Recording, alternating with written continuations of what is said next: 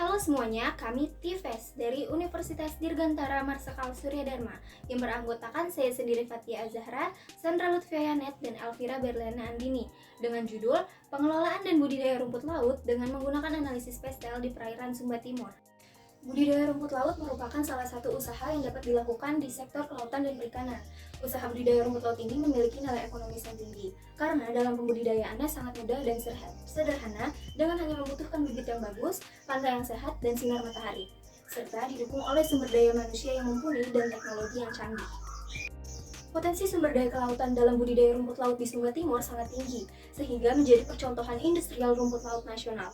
Luas wilayah yang menjadi potensi bagi budidaya rumput laut di Sumba Timur adalah sebesar 5.944,34 hektar.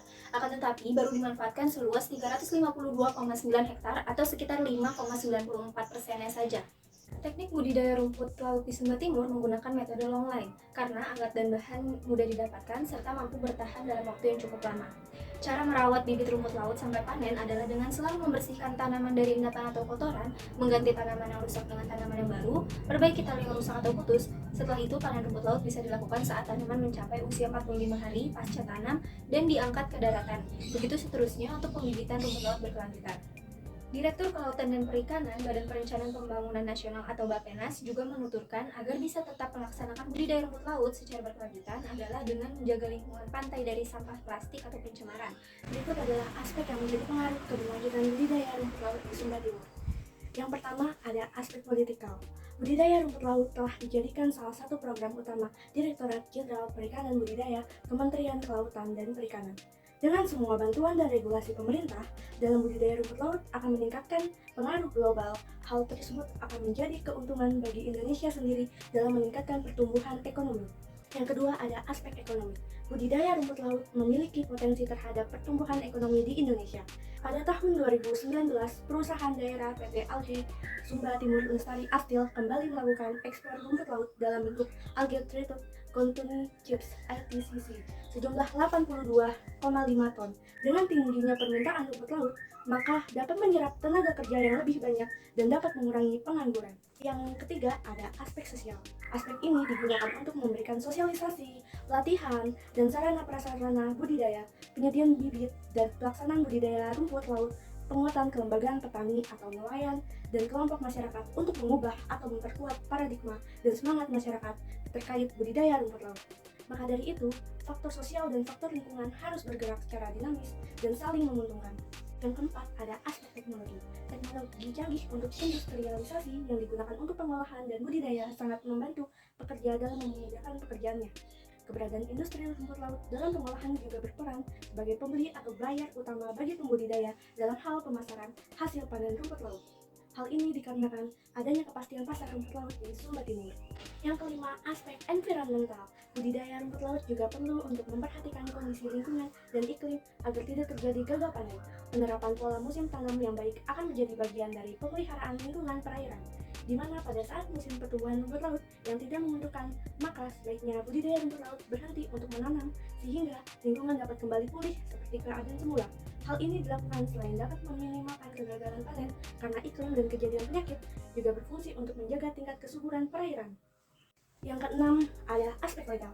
Kebijakan hukum dalam izin usaha sangat diperlukan untuk membantu memastikan bahwa operasi yang dijalankan sesuai dengan regulasi yang berlaku. Kebijakan hukum ini juga harus ada ikut campur tangan pemerintah pusat dan pemerintah daerah untuk mengatur perlindungan lingkungan dalam budidaya rumput laut.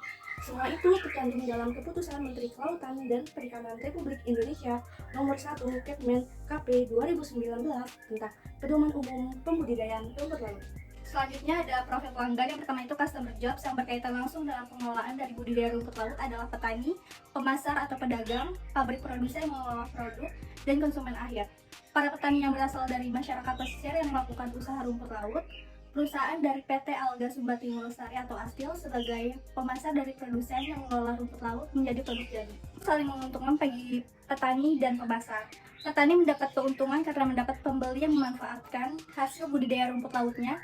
Sebagai pemasar juga untung karena dapat menjadikan rumput laut sebagai produk jadi dan dijual ke luar negeri dengan harga yang lebih mahal. Yang kedua ada customer pain atau masalah pelanggan yang dihadapi petani rumput laut di Sumba Timur adalah adanya serangan lumut yang menyerang bibit rumput laut. Serangan lumut dapat menyebabkan terlambatnya pertumbuhan bahkan kematian rumput laut. Permasalahan lain yang dihadapi adalah kurangnya pemanfaatan lahan. Pada tahun 2017 didapatkan jumlah panen rumput laut sebanyak 110,6 ton. Jumlah tersebut masih sangat jauh dari jumlah permintaan produksi rumput laut di Kabupaten Sumbar Timur yang harus dipenuhi. Ketiga, ada customer gains. Dalam budidaya rumput laut, terdapat beberapa customer gains atau keuntungan pelanggan yang dapat dicapai. KKP berhasil melakukan pengembangan dengan teknologi kultur jaringan. Dengan kultur jaringan jenis rumput laut unggulan tersebut, diharapkan akan bisa stabil dan tahan terhadap serangan penyakit. Yang keempat, offerings. Penawaran yang dilakukan pembudidaya adalah dengan menawarkan hasil panen mereka dalam kualitas yang baik yang terhindar dari penyakit. Karena dari hasil panen tersebut akan dijadikan produk yang dapat dijual kembali dan para pembudidaya akan selalu dipercaya sebagai penghasil bahan baku yang berkualitas. Selanjutnya, inovasi teknologi untuk pengeringan rumput laut sangat diperlukan. Karena proses pengeringan rumput laut di Sumbar Timur masih menggunakan plastik atau terpal. Ketika hujan turun dan dijemur di bawah sinar matahari langsung. Karena permasalahan di atas, maka perlu dirancang suatu alat pengering tenaga surya yang diharapkan mampu mengatasi permasalahan tersebut. Dengan alat pengering tenaga surya dapat menghasilkan rumput laut kering yang mempunyai tingkat mutu kekeringan lebih merata, baik dari sisi kadar air maupun dari sisi warnanya yang hitam seragam dan waktu pengeringannya lebih cepat. Dari sisi nilai ekonomi, dapat mengurangi atau menghemat pemakaian bahan bakar konvensional dengan memanfaatkan sumber energi matahari. Cara penggunaannya adalah dengan ditingkatkannya temperatur lingkungan dengan cara mengumpulkan udara dalam suatu kolektor surya dan menghembuskannya ke komoditas. Komponen utama dari alat pengering tipe lorong ini meliputi 1. Ruang kolektor untuk mengumpulkan radiasi sinar matahari dan mengkonversikan menjadi panas. Yang kedua, ruang pengering, berfungsi untuk meletakkan komoditi yang akan dikeringkan. Yang ketiga, kaki penahan, untuk ruang kolektor dan ruang pengering, dibuat dari susunan batu bata yang direkatkan oleh adukan semen. Yang keempat, kerangka untuk ruang kolektor dan ruang pengering, berfungsi sebagai penjepit atau penghubung kolektor dan lantai pengering satu sama lainnya. Yang kelima, penutup atas tungku, berfungsi sebagai pencegah komoditi dari air hujan dan kotoran. Yang keenam, kipas angin berfungsi menghembuskan udara panas di atas permukaan komoditi dan membawa uap air keluar dari ruang pengeringan. Berikut adalah rencana operasional, pemasaran, dan organisasi dalam budidaya rumput laut di Sumbar Timur.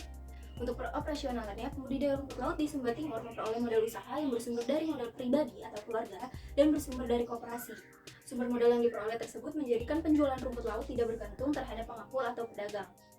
Pembudidaya dapat dengan leluasa menjual hasil produksinya sesuai dengan yang dikehendaki. Modal yang dibutuhkan oleh pembudidaya rumput laut dalam melakukan usahanya berkisar antara 5 juta hingga 7 juta per 0,5 hektar. Biaya yang dikeluarkan tersebut sudah termasuk biaya investasi dan biaya produksi. Biaya investasi dikeluarkan untuk memenuhi kebutuhan material seperti alat dan bahan untuk budidaya. Biaya produksi dikeluarkan untuk upah atau gaji pembudidaya rumput laut. Siklus keberlangsungan budidaya rumput laut berdasarkan sumber permodalan yang diperoleh. Yang kedua, rencana pemasaran.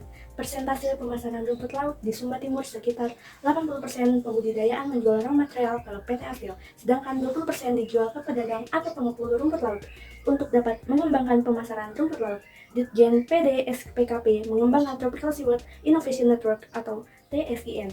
TSIN merupakan platform digital yang tujuannya menjaring lembaga pusat penelitian dan pengembangan, serta pakar-pakar rumput laut di seluruh Indonesia. Ada 4 layanan yang diberikan dalam TSIN, diantaranya adalah analisis, konsultasi, sertifikasi, serta pelatihan. Harapannya, dengan menghubungkan langsung para pelaku bisnis atau yang memiliki minat mendalami bisnis atau penelitian rumput laut dengan para pakar, industri rumput laut bisa semakin bergeliat sehingga dapat meningkatkan daya saing di kancah ekspor. Dan terakhir adalah rencana organisasi untuk pengelolaan dari budidaya rumput laut. Seperti dalam rencana pemasaran, keberadaan perusahaan daerah PT Astil merupakan elemen yang penting sebagai penyerap hasil produksi masyarakat di Sumbar Timur. Petani daerah setempat menjadi asosiasi dalam pembudidayaan rumput laut yang bekerja sama dengan PT Astil yang menjadi pabrik pengolah rumput laut. Di mana untuk mesin pengolah rumput laut menjadi CHIPS merupakan bantuan Kementerian Perindustrian, sedangkan KKP menyediakan ruang processing beserta bangunan pabrik dan pemerintah Kabupaten Sumba Timur yang akan mendukung modal kerja.